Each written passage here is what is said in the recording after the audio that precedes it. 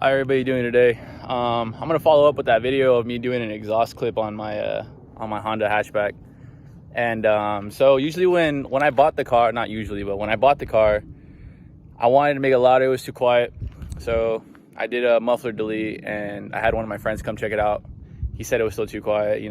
Not saying that people's opinions matter, because you do what to reach its own. You do what you got to do for your liking. Do it for your liking. But anyways. So when I bought the car, I looked at videos and see if I can make it louder, and I only saw videos of like muffler deletes, not a lot of resonator deletes, and it was honestly hard to find videos on it itself. So I said might as well let me just try it out myself, and I did the muffler delete, too quiet. Resonator delete, beautiful. I mean, if you have this car, I really recommend you do muffler and resonator delete. You'll love it.